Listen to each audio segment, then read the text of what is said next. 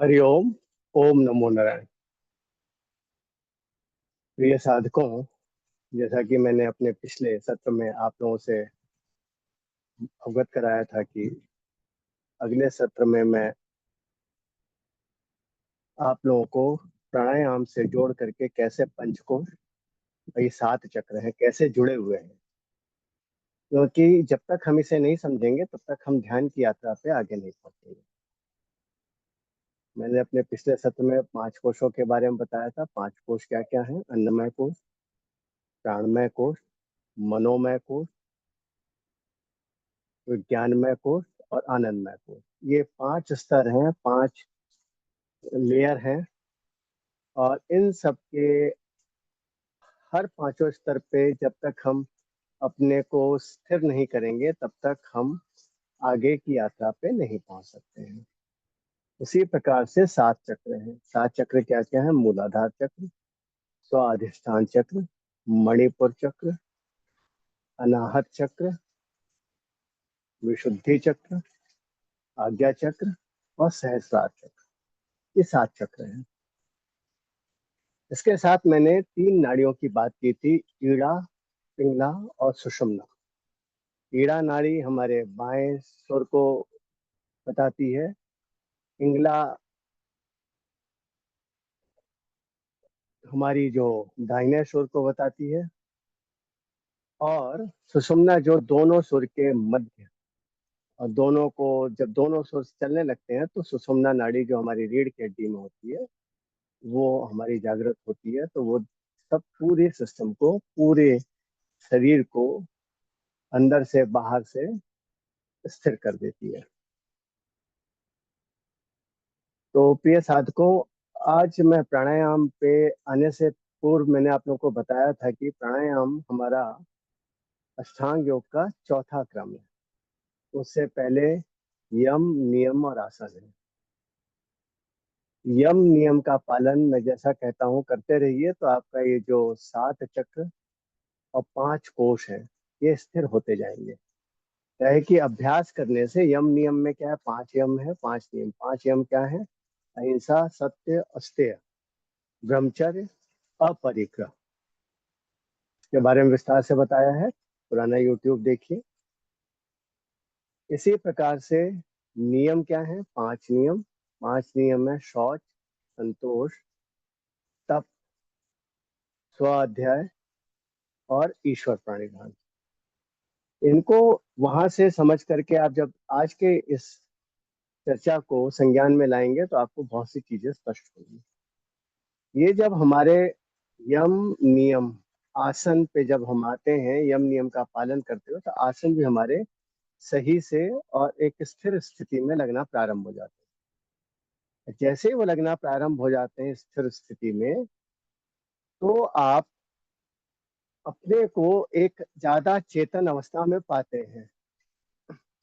जैसे जैसे आप हर चक्र में, चक्र जो चक्र हैं, मणिपुर चक्र आपका, मूलाधार चक्र, स्वादिष्ठान चक्र, मणिपुर चक्र, अनाहत चक्र, जैसे जैसे जागृत होते चले जाते हैं वैसे वैसे आप अपने को समाज में, अपने दैनंदिनी में, कार्यों में स्थिरता देखते जाएंगे।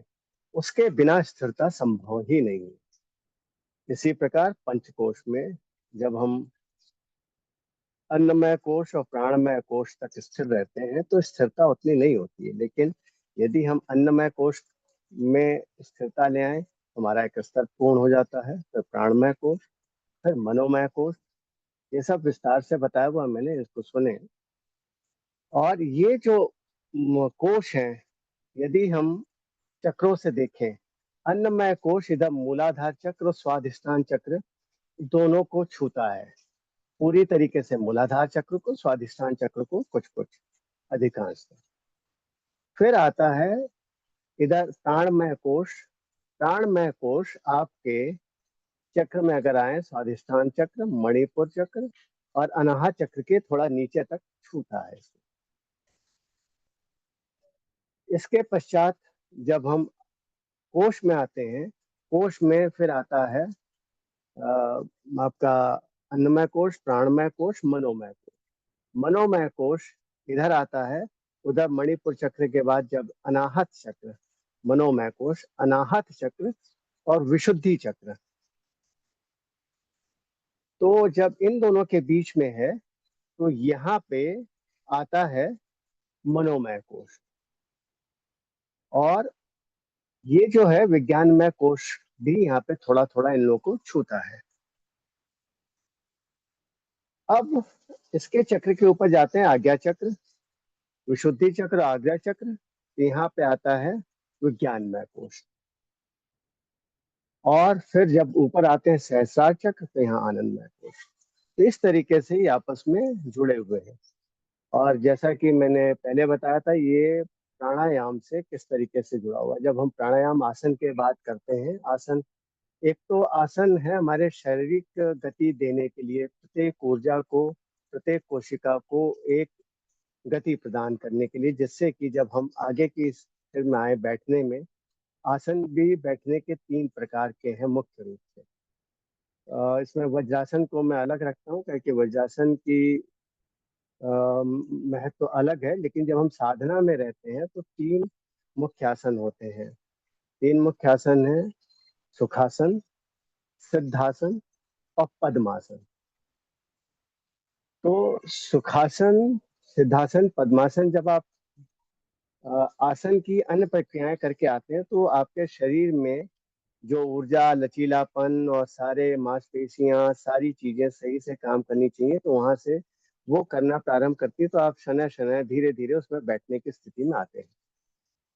जब आप उसके बैठने की स्थिति में आते हैं तभी आप प्राणायाम जब करते हैं, प्राण को आयाम, डायरेक्शन देना, उसको फैलाव देना, विस्तार देना, गति देना, उसको आप एक नई दिशा देना, तभी कर सकते हैं जब आप एक आसन में स्थिरता से बैठ सकते हैं।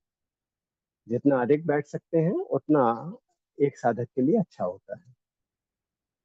अब कोई ये सोचे कि मैं एक ही दिन में 2 घंटा 3 घंटे बैठ पाऊंगा, तो ये बिल्कुल भी थोड़ा सा चुनौतीपूर्ण कार्य है। कुछ लोग एक आध दो बिरले हो सकते हैं, मैं उसको चुनौती नहीं देता हूँ, लेकिन ये अवश्य चुनौतीपूर्ण कार्य तो है भाई। इतनी देर पहली ही बार में बैठ रहा है, तो उसके या तो पहले के प्रारब्ध के अनुरूप है, या फिर उसने अपने शरीर को इतने अच्छे से रखा हुआ है अपने आसनों के माध्यम से कि उसको मालूम ही ना हो, और शारीरिक क्रियाओं से कि ये सब भी वो कर सकता है। अन्यथा सामान्य स्थिति में प्रतिदिन अभ्यास करते रहिए, 1-1, 2-2 मिनट बढ़ाते रहिए, और कुछ दिनों तक इसी पे केंद्रित करिए कि मैं कितनी देर बैठ सकता हूँ। साथ में प्राणायाम करते रहिए। सारे प्राणायाम जब आप इस तरीके से बैठने की स्थिति में आते हैं तो जो 5 कोश, 7 चक्र हैं, तो हर प्राणायाम के संग संग उनमें स्थिरता और आती जाती है। आसन के संग भी आती है, आसनों के संग जो शारीरिक क्रियाएं करते हैं, सुबह दौड़ना या फिर तीव्र गति से चलना, और बाकी मुड़ करके जो अलग अलग आसन है, उन आसनों पे भी कुछ कुछ मेरे आसन के प्लेलिस्ट है, उसमें वीडियो है।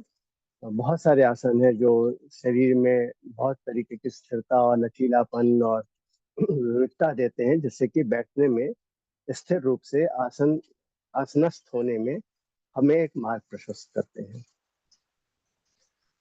तो ये पंचकोश, 7 चक्र, प्राणायाम से जैसे जैसे हम प्राणायाम करते हैं तो उसमें सांसों की एक प्रक्रिया है लेने की, और हर प्रक्रिया के संग मैंने विस्तार से बताया।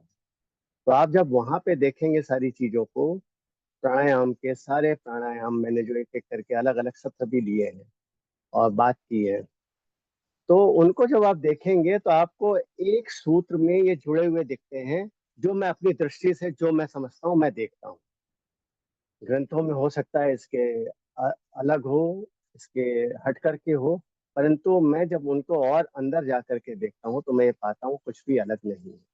ये मेरी दृष्टि है, मैं सारी बातें अपनी दृष्टि से, अपनी समझ से, अपने जो मेरे ध्यान करने में जो मेरे को धीरे धीरे समझ में आती है, तो उसके अनुसार उस पर और गहन अध्ययन करने में जो समझ में आती है, मैं उसके अनुसार आप लोगों से बात करता हूँ। तो प्राणायाम में प्रत्येक प्राणायाम को, जैसा मैंने बताया, जब आप स्थिर होकर के बिल्कुल सीधा बैठ करके, रीढ़ की हड्डी को सीधा रख करके, जब आप सांसों की 3 स्थितियां हैं, पूरक, कुंभक, रेचक, जब इसका पालन करते हैं तो जो अंदर के विषाक्त तत्व हैं सांसों के माध्यम से बाहर निकल जाते हैं। उसी सांसों के माध्यम से जब अंदर आप नई ऊर्जा से परिपूर्ण, दिव्यता से परिपूर्ण सांस लेते हैं तो सारी कोशिकाओं में एक नई ऊर्जा आ जाती है। जब प्रत्येक कोशिका, आप ही सोचिए, जब प्रत्येक कोशिका आपकी जागृत है, दिव्यता से भरी हुई है, आपका जितना पूरा का पूरा एंडोक्राइन सिस्टम है, अंतर ग्रंथियां जितनी है, मस्तिष्क से लेकर के शरीर के अंदर तक जितनी भी ग्रंथियां हैं, वो संपूर्णता में पूर्ण रूप से सही दिशा में सही तरीके से कार्य करने लगे, तो क्या आपका शरीर हर प्रकार से अंदर और बाहर से शुद्ध नहीं होगा?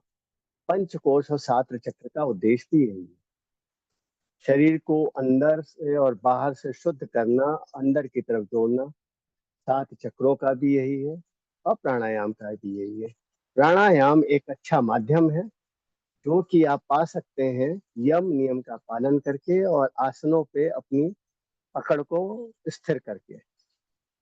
जैसे जैसे आप ये करते हैं, आप ध्यान की तरफ, तुरीय तुरीय अवस्था की तरफ बहुत सहजता से बढ़ना प्रारंभ कर दें।